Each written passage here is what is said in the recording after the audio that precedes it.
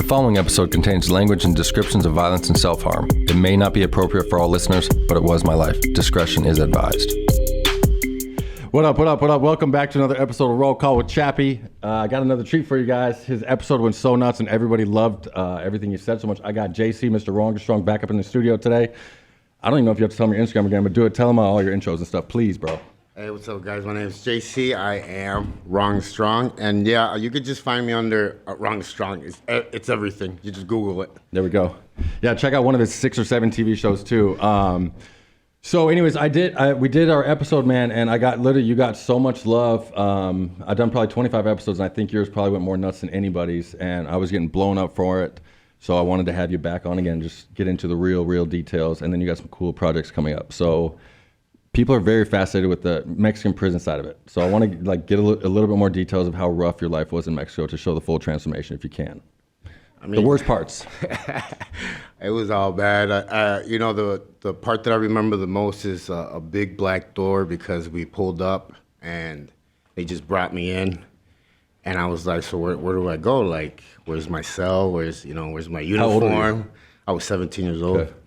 And the guard's like, "Búscale." You just go, out of here. Go find it. Yeah. And I started walking in. I mean, and most people that follow me already heard this part of my story. I was there for 5 minutes, and I got stabbed for my Jordans. I still thought I was a little tough, I told them to try and take them, and they took them. Yeah. And I ended up in the hospital, but it was a lot. It was rougher for me because I was an American, so I was considered a traitor to like my people. Yeah. And tell them how serious that type of stuff is in there too, because people don't even understand that, or comprehend that type of politics shit. It's just serious because they look at us like we're like fed with a gold spoon over here. They don't know that like even growing up over here is still rough for us. It's like dudes. It's almost, I would compare it to dudes in prison. How if you ain't walked your same shoes in prison, we don't think you live that life, so we're not going to listen to you. It's the same type of shit, right? You're like, that fool don't know shit. He was in America. Yeah, and they treat us like that. But I always tell people, like, if I wouldn't have been that young, in the prime of my violence, I wouldn't have made it because I got to see a lot of stuff that people shouldn't see. People getting stabbed up, getting beat up. The worst is when they would play soccer because all the kingpins would buy their teams, uniforms. It was like top dollar. Everything was spent to make it like an all out just sport. And they would get into huge fights and they would start stabbing each other, being like, it was just, machetes would come out. Yeah. It was a lot of violence. Do you still have like flashbacks or anything from that type of stuff? I mean, I used to have a lot of issues before I started my walk with Christ. Okay. I'm a baby, I got saved last year in November. But before that, I didn't really sleep. I mean, I think that's the time that me and you met, and I slept maybe for like 2 hours. You're like, you want to come get a lift? And you're like, yeah, how about 4 a.m. at my place? I was like, what? No, it was 3 a.m. and you said no. 3 a.m., yeah. I said 5. I'm like, I'll be halfway through my sleep at that point. There's no chance I'm going to be at your house at 3 a.m., bro. You're crazy. So I would sleep maybe 2 hours, and there was a lot of paranoia. I would get up and check my whole house. I still get that. I got cameras all around my house just because of that, bro. I'll sit there at night in bed and just watch if I hear noise, and I'm like, what am I scared of? It was even taking a toll on my wife because she was like, man, dude, it's like, you wake me up, and I'm like all paranoid, checking walls and stuff, and it did a huge number on me emotionally just because I seen a lot of, even there was a child molester that got there, and he had been on the newspaper prior to him getting there that day. So when he came in, they were waiting for him, huh? They were waiting for him in front. All the guys were like pipes and sticks and I just sat back and I just watched the whole thing, and right when he came in, they started just beating him like it was almost like watching a cartoon. Yeah, because it's in the movies for sure. Yeah, it didn't even look real, and they got to the point where his hands were so. All his bones and his arms were broken, so he couldn't even put his hands down because it just looked like Jello. I get like flashbacks thinking about stuff like that. It was. They came up behind him and they hit him with a machete in the back of his neck, and that was like one of the sounds that stayed with me for a long time in my head. But yeah, it was it was rough in there, man. It was a whole different I experience. still, the one thing about me, and bro, I still hear sounds from there. And like one of the worst ones when I heard a dude full on screaming, saying he was dead, like stop stabbing me and stuff. And I still, almost every day, still hear that sound in my head. And I talked to I ran into one of the youngsters that was, doing stuff like that and was there when that whole thing went down. And he fully changed his life, now has a family and kids. And I'd asked him, I was like, do you ever think about that stuff, or does it ever get in your head? He's like, bro, I hear that fool's voice every day. And I'm like, oh my gosh, me too. It's like, part of it kind of, as bad as it is, part of it kind of helps me because it always puts me back, and it makes me never forget where I come from. You know what I'm saying? So no matter how hard it gets out here, or how big the struggles are, it makes me, never want to give up, because I remember how shitty my life was and what I did come from. You know what I'm saying? And you're one of the greatest transformations I literally think of in history of people that I've met, bro. My life really came together once I heard people, all my friends especially, they're like, oh man, like, you're a Jesus dude now? And I'm Jesus dude, yeah. I was like, look, I'm just telling you what he did for me, because like, I still I still can't believe it. Like, I went to doctors, I've been to psychiatrists. I can't believe, bro, that's why I put you on my show twice. I'm not joking. Like, I've been trying to get back on the God train, because, when my cousin passed away when I was in, most people know but the story, when my cousin passed away when I was in maximum security prison, I had to watch the news, and couldn't even make a phone call for like 4 or 5 days to call my family, because you get one phone call in maximum security, and I gave up on God. And since I got out, I've had so much good stuff happen to me. I wanted to get right back with God, because I felt like I was like the one thing missing, but it's been tough. But like, when a guy like me can see a dude like you, like literally just crying because you're so grateful that you have God in your life, now I'm like thinking, holy shit, I got to get right with God now too. Clearly, if you can do that. So that's the step I'm on right now. Well, it's like, I always tell people, I cry every day, because like, I'm so grateful of like what he's done in my heart, like especially my heart, because I had so much pain. Bro, 2 years ago when I met you, you could still tell you were a killer, bro. Like, no joke. I was still wanting to punch people, and they were looking at me the wrong way. So this is funny. When I actually did go to his house, and not at 3 a.m. I think I met him in the middle of like 5 a.m. or something like that. And like, when I got out, I wasn't associating with people like that. No joke. Like, when we walked around your whole neighborhood after we worked out. And I remember thinking in your head, and I was like literally, I was like, this fool's still crazy. You know what I'm saying? I remember thinking like, that's too crazy for me, because I don't put myself around that shit out here on the streets, And now to see the transformation in less than 2 years out here, when you've already been out, is like crazy. You know what I mean? It makes me jealous. Like, I'm like, damn, I need to step my game up with it. That's why people don't realize how much, like, that's why I'm so grateful, because the whole gang, prison in Mexico, all that stuff, but what I went through as a child, like, they don't talk about that too, because there's a lot of people that have nothing to do with drugs or prison that been through stuff like that, and they can't even overcome that. Like, you've had to overcome so much shit, it's insane. You know what I'm saying? He used to literally like drown me in cold water, and I would pass out, and then he would take me out and do it all over again. And then when he would take me to public pools, he would tell me, jump in. And I already knew he was gonna let me drown. So I would be like, nah. And I would feel a little bit safe because we were out in public, but he would be like, do it, or when we get home. So I would just be like, I'm just gonna jump in. So I would jump in, and I would start drowning. But it affected me so much, because he did it I was 4 all the way till I was 9. And like, and who was he again? My mom's brother. Okay. He would lock me in this dark room for hours, and I was like so afraid of darkness, just as a grown man. Yeah. Even being a gangster, I was afraid of darkness. I'm still a little I slept with a afraid nightlight. I was afraid to leave my feet uncovered at night. Yeah. I was afraid of water. I don't do water. He still is. A fun fact. So when I remember when we first started talking, I was way out on the, because he lived on the west side or something. I was like way out there by that water road. I was going out there. So I happened to hit him up. I was like, yo, I'm about to accept the water park right by your house. Yeah, you want to come by here? And his first words out of me, he's like, I used to get drowned when I was 11 years old. I don't do water. I'm like, all right, I'll call you later then. I guess I'll see you later, bro. I don't do water. My wife is lucky that I even shower, so, so I don't do water, man. It did a number. I mean, man, it was torture. It was rape, molestation, being locked in that room for hours, drowned. I mean, by the time I was 10 years old, that's why I was on the street, like, looking for blood. I wanted to get even with people, and I started hurting people on the streets. I got involved with gangs right away, and that was like your family that you didn't have, huh? Yeah, and every gang leader loves a broken kid. He gets to use him in whatever way he can, and that's what happened. I robbed a lot of people. I did a lot of stuff for older guys, and I did a time. And I was always doing time for somebody else because it was crazy. I was always with older guys. Yeah. So, man, that's what I'm saying. Like, people don't realize how grateful I am because of like him changing my heart and taking all that away from that day. And this is gonna be like my whole life. I'm not saying that I'm perfect now. No, like this is gonna be training for the rest of my life. Yeah. Like, I'm happy that I'm actually able to rationalize with things now. I'm happy that my emotions are not making my decisions. You know what I mean? It's everything's changed in me because before it was just like I would beat you up and I would ask questions later. It's the way I handled everything because that's how I survived in prison for 17 years.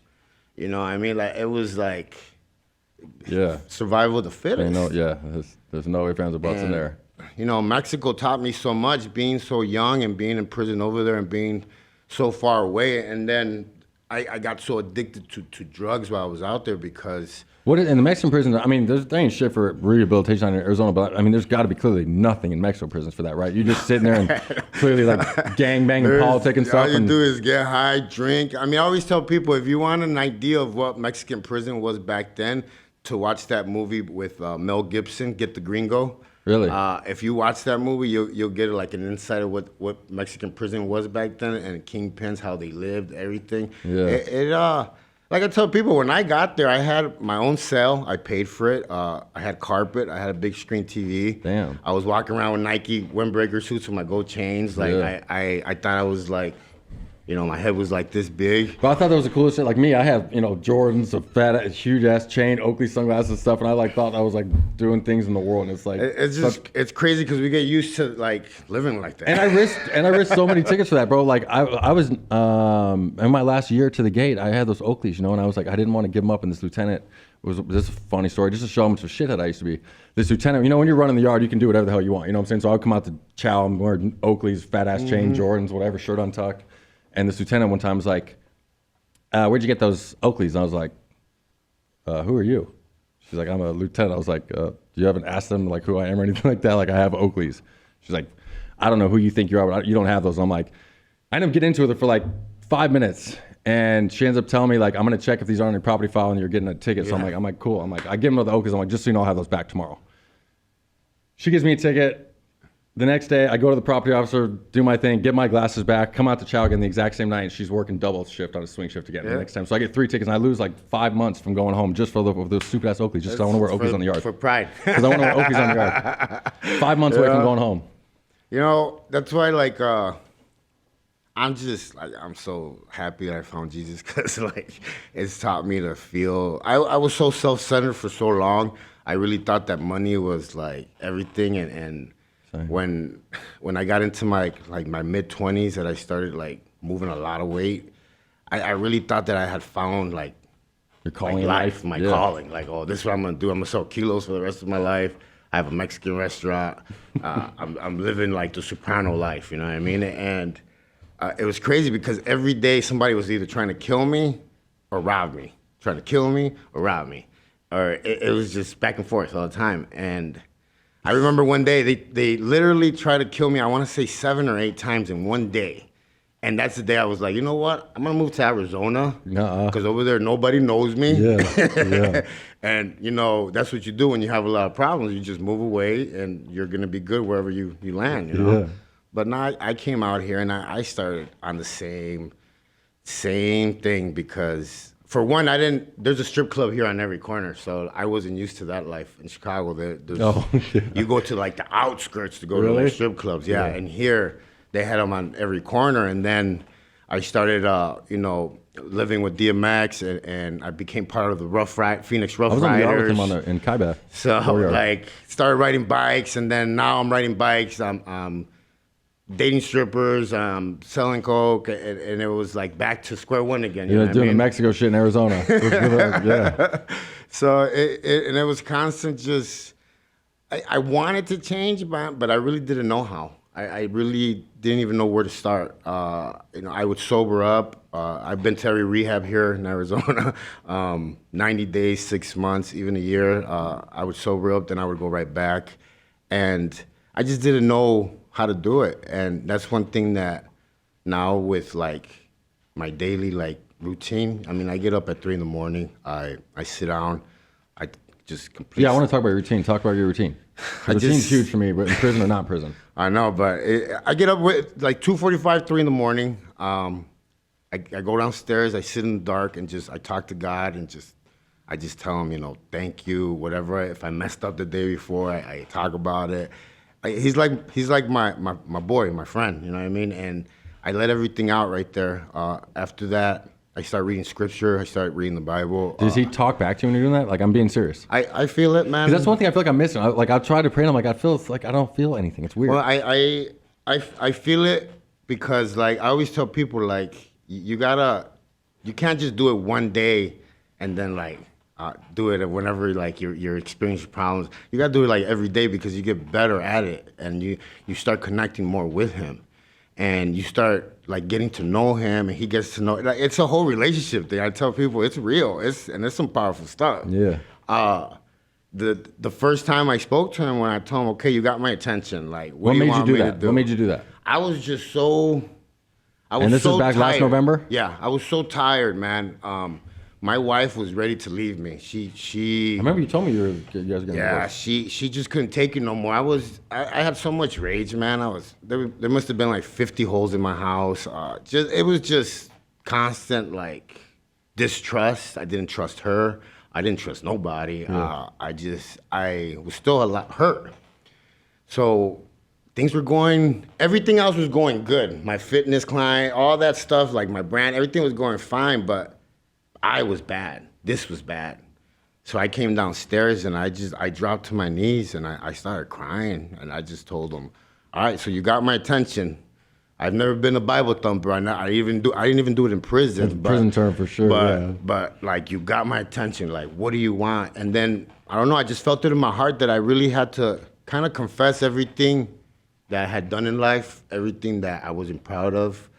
Just pretty much just release everything. Like a 4-step almost. Just release everything that. It's hard to catch a train when you're running with a bunch of bags, you know what I mean? That's a good one. That's a good one. So like I just That's let a real him, clip right there.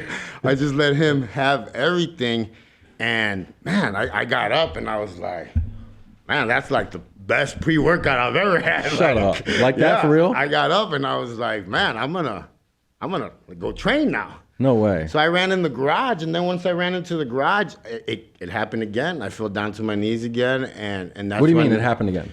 I just felt that I can't really explain it, man, because Try. every person's experience is gonna be different. Yeah. But you actually have to have faith and believe in it to actually experience it, because like I don't need no more proof. I'm sold. I don't need proof after seeing you now, but I want to like I'm literally curious myself about this shit. The way my heart feels today, like people don't realize you're not supposed to just have like peace one day and then be at war. Peace one day, then be at war. No, you're supposed to have peace throughout your whole life. So that's one thing that I've been learning is like every day not every day is a good day, but it's gonna be okay because it's promised. It's just gonna be okay, and you have to be okay with that. And that's the piece that I found now is that's why like I'm smiling all the time. I cry all the time, and I'm like, man, here I thought that I was like this big tough gangster, and I'm not. Yeah. I'm not.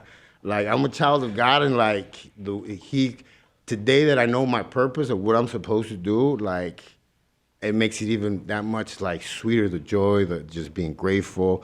I always tell people if you're not grateful every day, you're not crying about how grateful you are, then you're missing something. You're missing something because man, we're put here for a purpose. Everybody has a purpose. That's why people go through things, you know what I mean? And there's storms. You're gonna walk through them. You just have to have faith and just believe and that's why my routine is so important, and that's one thing that I'm going to teach in my mentorship program, that you have to, just like you take a vitamin every day, just like you take a creatine every day, like you have to do certain things to get your body right. And that's everything, emotionally, physically, everything, rationally, just everything. It all counts because you can't have, what does it say, a Ferrari body with a Volkswagen motor. Yeah, that's real. So, my routine's so important. After I finish reading the Bible, I go straight into the garage. I have my gym in the garage. You know that. And I train. I've distanced myself a lot from the gyms just because. I was just gonna ask you that because I was gonna say I don't even think I've seen you go to the gym anymore. What's up with that? It's just it used to be a big ego feeder for me back in the day. I lift pretty heavy. I'm pretty strong, so I would grab the 150s and I would be showing off, and my head would get this big, and my wife, I love her to death. She's the only one that. Where's she at right now? She's I dropped out. She's getting some Botox done. Throw on blast then. Shit. Mrs. Savage. Yeah, I'm not saying shit to Miss Savage. I want no trouble with you, man. Yeah, she's getting some done. She's in Scottsdale, but that's my road dog. That's my best friend. She calls me out on everything, and I strongly I know that God built her to deal with me because my longest relationship was 3 months. Yeah. That's how long they were. They would be like, man, this dude is crazy. I'm getting out of here. And my wife stuck it out, praying and just stuck it out. Now she's like, man, it was worth sticking around. You're a good dude now, And she always told me though, she's like, even when I first met her. She always been big on God or? Yeah, okay. Yeah. She got saved way before me, before she even met me, and she would tell me. She one day she called me to the treadmill. She's like, "Hey, come on," and I was like, "What?" This is where we were just friends. She's like, "What is wrong is strong?" And I was like, "You go from wrong to strong." Yeah. And she's like, "Nah, it doesn't. It's not you." And I was like, "Shut up!" And I walked away. It was my ego was still really big, you know what I mean? Sure. But she would always just check me and call you on your own shit. Yeah, and man, I love her to death for that. For sure. I love her to death for that. That's dope. Yeah. Man. So I didn't know you got out and started doing all that trouble in Arizona then at first. That's crazy. So, but help me out with the God thing. So now when you're praying at night or in the morning, are you do you legit just talk to him and do you hear back? Because my sponsor says the same thing. He has a full-on conversation, and I pray all day. Right now, I was praying. That's what he says. We just talk all day. You're just talking to him like a friend, man. To tell you the truth, it's people don't realize that other people that are afraid to say God, they'll use terms like meditation. Yeah. You know what I mean? Okay, let's meditate. Okay, I'm talking to God. Or other people use your higher power. Yeah. You know what I mean? They don't want, it's almost like you're afraid to say God. Yeah. Oh, absolutely, for sure. And I'm like, I'm not afraid because after surviving what I survived and what I went through, the trauma, everything, I'm telling you, I've been to psychiatrists, counselors, shock therapy, hypnosis, everything. Nobody did for me what Jesus did for me and what God has been doing in my life. I still sit back sometimes and I'm like, wow. Really? And listen, the craziest part about that is you've always been doing well, but it's you said what he's done for you, and it's that was last November. So what is that? 8-9 months or some shit like that? And you live in the same crib, you drive the same car, and so the fact that you could feel that much gratitude for stuff that you've done when you're I could argue you're technically living the same life you were living 9 months ago before then. Yeah. But just that you found that gratitude and found him is crazy. I have peace and joy in my heart now, and it's And I'm getting here. The reason I'm getting so into this religion stuff is because for me, I need help with it, and a lot of people, it's a huge thing to me. I don't get any hate comments on my entire channel. The only time I got a few is when we talked about this God thing. I just told those dudes bye, don't watch my channel. You know what I'm saying? Because there's some people like that. They have such a big ego. They can't give praise to God or anyone, whoever it is. So I'm being genuine about these questions because I feel like it's going to help a ton of people. I'm sold, man. Like I said, I'm sold just because I know what he did for me. And that's what I tell people. Your walk is going to be your walk with him. I can't tell you how your walk's going to be because it's going to be you and him, And the best advice I could tell you is listen. God gave you 2 ears, 2 eyes, 1 mouth. So why are we always talking? Why are you not listening more? Why are you not watching more? Talking to me? No, I'm not talking to you. Hey, Robin, you're not allowed to be on the show. I'm just saying, that's why, they even use it in AA. They tell you to take the con out of your ears and put it in your mouth. Yeah. Stop. Listen. That's why, it's the best thing for me is that now I rationalize, I think about stuff, and I'm like, okay, well, if I do that, it's because I'm making a decision with my emotion, not with facts. And that's it's one of the biggest gifts I believe that I have now because before I was an emotional wreck. Like all I did was make decisions on emotions, and it cost me, years of my life. It cost me a lot of relationship, my kids. By the way, God already put 4 of 5 of my kids back in my life. No, so, I was just gonna ask you about that. yeah, man, I'm pretty happy. My son's back in my life. Man, to see him, 25 years old, he wants to work out with me. No way. It's been a blessing. You'll make me cry. Get it, bro. I was about to say, I'm surprised you even cried yet, dude. What the hell? We're like 30 minutes into this shit. What's going on here? No, man, I'm happy, man. He's done so much for me, and that's why, like, I'm a straight soldier for him. Like, I tell everybody that I try to, like, I encounter, I just be like, hey, what's up? And you want to know what's crazy? It's like how I feel like I gave it so much validity is because, like, dude, when we were texting that day, and it was like you like were calling me out on an exact shit that like nobody knows, and you're like, I know, I feel you, and I'm like, I'm you, and I'm just like, what the fuck? Like, this shit is real. Like, it tripped me out. You know what I mean? It was a curse. We're the same. Yeah. I feel other people's pain.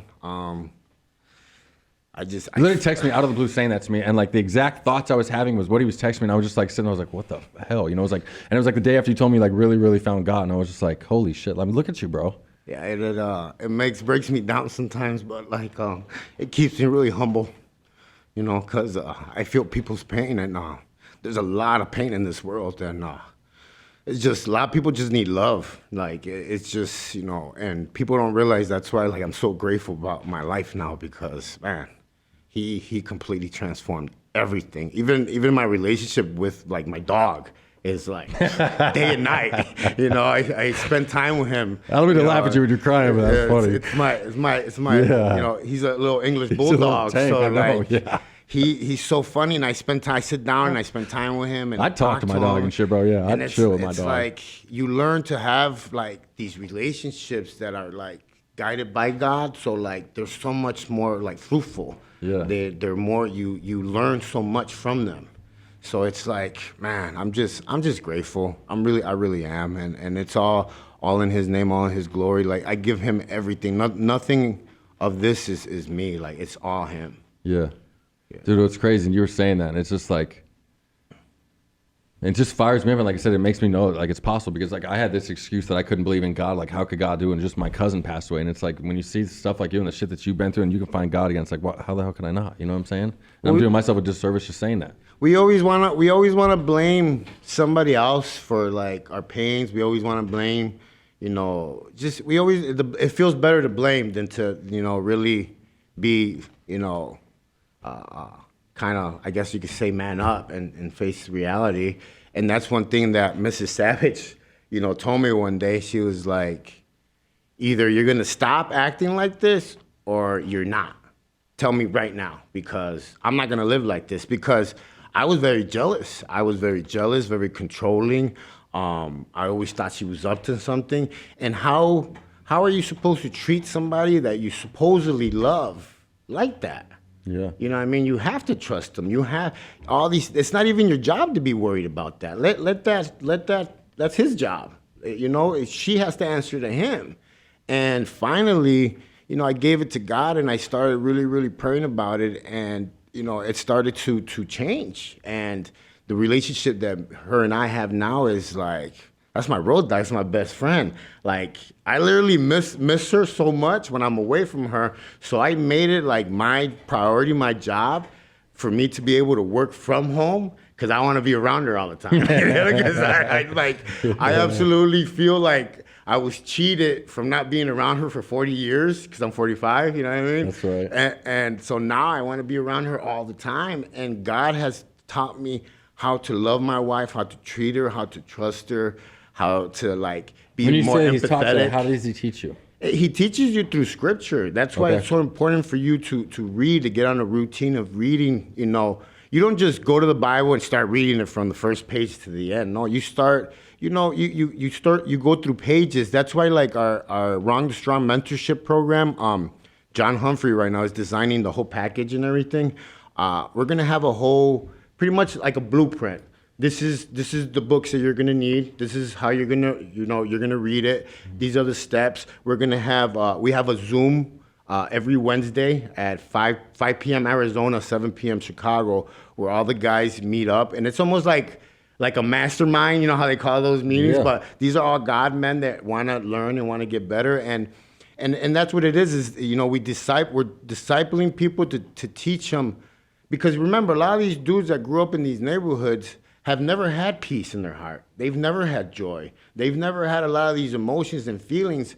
So you need to be discipled to be able to know what's going to happen with this walk and how God is going to use you and how you need to stay in scripture and read and learn and study, listen to the word. I always tell people it's you got to have that strong grip on that bar, or when it gets up to 500 pounds, you ain't going to be able to lift it. You walk around with a easy grip, somebody can knock that Bible right off your hand.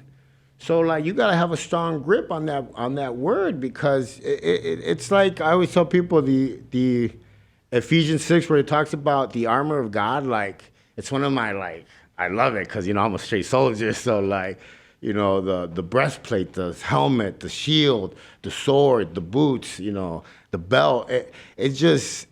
It's true. We're in a spiritual warfare, and people don't realize. I always thought that the whole devil thing was like a joke and it wasn't true. And my wife could be she was there with me. So when I first started my walk, I wanted to go to church. I wanted to change my life. I wanted to be different. I told my wife, hey, I feel like going to church today. And she was like, cool, what church do you want to go to? I was like, I used to go to that Fire and Water church that's across the street from the Federal Halfway House. And she's all right, let's go. So we jumped in the Range Rover and we got on the 51 and we were jamming out to Christian music, laughing. And I was crying because I was getting ready to go there. And I was scared. I was just an emotion, I was afraid. Mm-hmm. Well, we get there and this Camaro pulls up next to us, a souped up Camaro, because you could hear it, all blacked out. People are gonna think I'm crazy, but my wife is there as my witness. All right, all blacked out with red trim, and you could hear that dude had put some money into the motor because you could hear it. Mm-hmm. He pulls up. I'm trying to get over to get off the exit to go to the church. He's not letting me. So I speed up because the Range Rover was a supercharged, mm-hmm. So you got some speed in it too. So he speeds up, doesn't let me over. I slow down, he slows down. I speed up, he speeds up. And I'm like, what's going on here? Finally, I hit my brakes and he just takes off. The license plate, it said a Satan name, you know what I mean? It was on there. No way. I looked at my wife, she looked at me, I got the goosebumps. And I was like, wow. And I got off and I was like, you see, people, if I tell that story to somebody, they won't believe me. But I just seen with my own eyes that I was getting attacked spiritually. And if I say that, people be like, oh, whatever, it's not true. But I'm like, oh, but you believe in aliens. I'm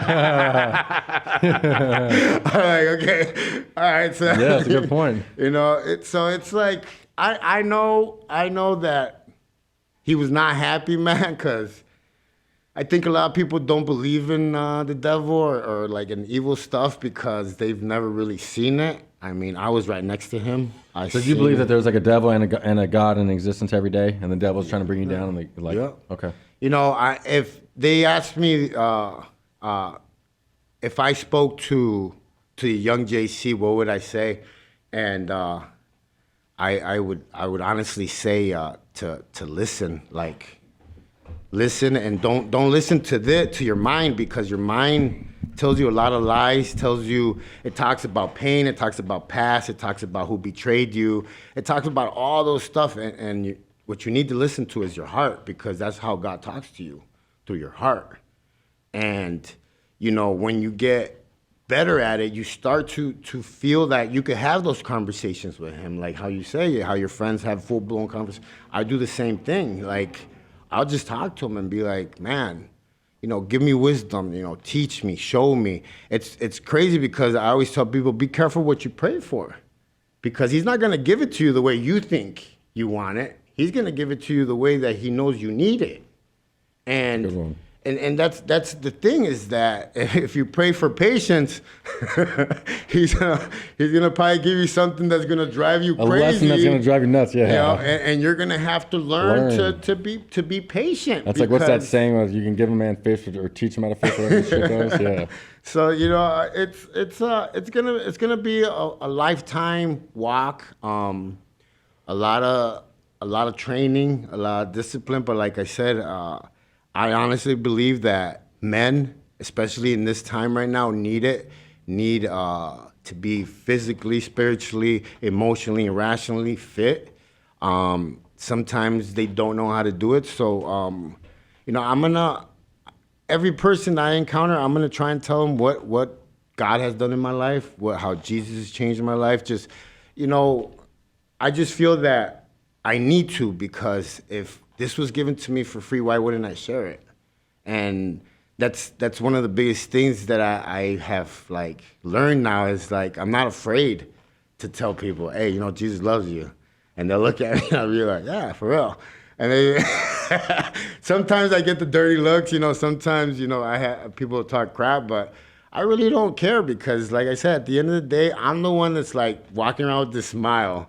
My cheeks hurt sometimes from smiling so much, you know. And I have my days, man. But I right away when I'm feeling a certain way, I seek God right away. I go straight to Scripture because I already know what it does to me, what works. So I'm not questioning. So that's what you do if you're having some shit going on. You go to the Bible. Yep. And how do you pick what to read? I pray before I even start. I give them everything. I tell them my shortcomings, everything, and I open it up. And He always guides me, man. The beautiful thing about the Word is it's the truth, one. And second, that if you read a verse one day, it's going to say something to you. And if you read it another day, it's going to say something different to you because it's going to speak to you. It's the living Word. It's going to speak to you on what you need to hear that day. And that's the beautiful thing. I'm in love with this walk just because I know how I feel every time I read, I study. I love Jesus. I love seeing you like that, bro. It's hilarious. I want to I want to wear shirts that say it. I want to wear shorts that say it, hats, and I just want to tell people, like, man, you don't know what you're missing. Like, you don't. I understand now living life to the fullest is through Him, because now, like, I feel like I just started living. Like, I told my wife, like, man, let's start taking pictures. It's been like a trip just to see. Yeah, I want to talk about that. Like, how would when you finally feel like you found your calling and stuff like that? What is it? You seem like a different human being, completely like a black and white different human being. Well, I feel that.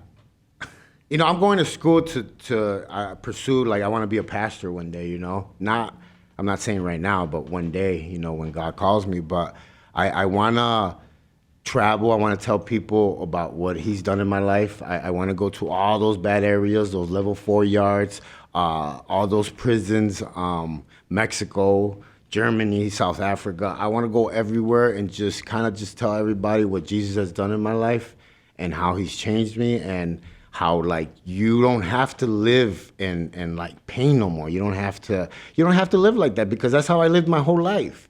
So, like, I know that it's like, it's either you're gonna live like that your whole life, or you're gonna be happy and have peace. Like, why wouldn't you? You have nothing to lose. That's what I mean. Why wouldn't you give it a try? That's what I told you. Like, yeah, it's like, why wouldn't you try it? I mean, you have nothing to lose. You've been feeling like crap your whole life. Why wouldn't you try something to see if you would feel, if it would do fix the problem? Make you feel better, yeah. So, yeah, man. Damn, bro. You're a miracle. Nah, I'm just JC. It's crazy. Man. No, but what'd you say? And then what'd you say to me the other day? Because you said you thought you had like it all figured out but like now you like God. You didn't use the saying about like God's writing your paychecks now. What you said, like, you didn't feel fulfilled until you like found God. Like, money and shit doesn't matter anything now with God. No, it was. I was still a little like full of myself back in the day. So I was trying to like make money and get that big mansion and still like, floss and stuff like that. And everything's changing now. Like, my biggest thing is that I want to work so I could help more people. I want to I want to build my company so I could, one day have a men's home. I want to bring gang members from all over the world to get discipled. Maybe like a year program. I have a lot of things that he's put in my heart that I know it's going to take time to build, but it's just, I feel it's my calling. I feel that I have to share everything that I've been through, everything that I went through, and just share it with whoever I can, because, we live right now in a time where a lot of the men have kind of like thrown in the towel, you know what I mean? They go to work, they come home, and they lay on the couch and watch TV, and that's it. They drink Friday, Saturday, Sunday. They think that that's it, that's life, and it's not. You're supposed to live life to the fullest through God. We're here as ambassadors. We're here to like represent Him. We're like, He blesses us when we live for Him. Yeah. So like there's so much more, and that's why it's so important to like eat right, train, study, all these things to stay sharp, man. I have a client that's 74 years old, and he got into the best shape of his life, and he's well off. He has his own business and everything, and he came up to me. He's like, JC, if I would have done this, 20, 40 years ago, he's like, I would have like been a billionaire now. And I'm like, well, you're kind of looking at it the wrong way. I was like, it's one of the pieces that you fix, then you need you need spiritual, physical, you need all those aspects to get better. And that's one thing that I'm going to really enjoy is teaching these men how to be men again, men of God, and just small stuff, habits, all that stuff, things that I've done that I know work, because I stick on a schedule. Like, I've sent you my calendar before. If I'm not done, every hour counts. So if I read the Bible for an hour, so if I'm not done, then I move to the next hour. What's next? My YouTube channel. Okay, boom. My social media post, working on my webpage, my book, my clothing line, my supplement line. Everything has to be like boom, boom. I have to spend enough time on each one and not stop and focus on one thing, because like I have to be doing a lot of things so I can stay busy. And now having God in my life, it's like, it's all for Him. It's all His glory, His name. So it makes it even more sweeter. Like, it's just, It's more rewarding. How much, let's go over, so your new fitness program that you're going to have launching, and how much of it is fitness, and how much of it's God, and go over that a little bit. Like, what are people going to get out of that and stuff?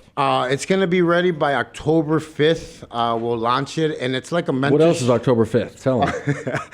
The show's going to air Locked Up Abroad on the National Geographic channel, and I think the Hulu and the Disney Network. I think they're going to have it, but my episode's going to be the first episode to air. Damn. Here in America, October 5th at 6 p.m., I believe. Yeah, a lot of good stuff. That day, I'll launch my mentorship program. So the mentorship program is going to pretty much be based on what I said, like spiritually. Like I said, a lot of people are afraid to say God.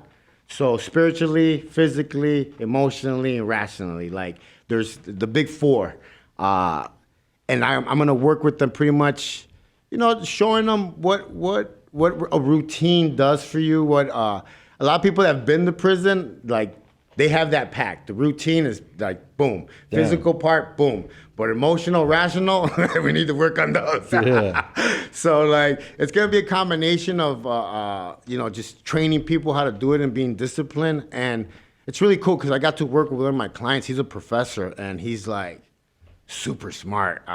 Throughout the years, he taught me the difference between an educator and a teacher, and just like me learning from him so much. I call him Big Dog, but people used to call me that. He's an engineer, like he builds stuff. So like he's like started helping me with putting all this together. And man, he was like, one day he was like, JC, I need to get sober. And I was like, I think I can help you. And he's like, yeah. I was like, yeah. So I went and I dropped him off at an AA meeting over there on 43rd Avenue in Dunlap, and he's been sober ever since. No way. Yeah, like just straight, like from one day to another. And he had been drinking for like 40 plus years. Wow, that's cool. Like, and just got sober and like spiritual and just everything. And he's like, he motivates me, I motivate him. And that's what people don't realize is that that's where the true like gift comes that God gives you. It's like people get motivated, they see you, and you know, they're grateful. They're grateful because they know that if you could do it, they could do it. So you know, that's where me feeling grateful for having people like him in my life, and like you, and just good people, man. And you know, if we were up to bad, we wouldn't be friends. You know, we would have other kind of friends. Absolutely. You know, so like you're not doing too bad, bro. Absolutely, I feel like that. Anything else you want to give to everybody, man, or motivate some people in prison? One last final message, whatever. Just drop some stuff, bro. I like this has been so awesome, dude, bro. Seriously. Just man, you know, just give them a chance. You know, drop down to your knees, take that pride away, and just, you know, talk to them, listen, and just sit there and just let them guide you. You know, we're meant to come home, and that's how I feel. Like I finally came home, and now I get to do what he wanted me to do this whole time. There you go, man. Thank you, bro. This was unreal. Thank you guys for tuning in to another episode of Roll Call with Chappie. Man, dude, JC is the man. Go check out his YouTube channel. Dude, I'm speechless, bro, and I don't get speechless too often. Thank you again. Cry for us one more time, bro. Will you please? I love you guys. Big ass gangster crying in here. I love it, bro. Thank you guys for tuning in. Thanks for listening. If you enjoyed the show, please subscribe wherever you get your podcast and leave us some feedback. We would love to know what you think. You can find everything discussed in this episode and more in our show notes below or petermeyerhoff.com. I am Peter Meyerhoff, and you've been listening to the Roll Call with Chappie podcast.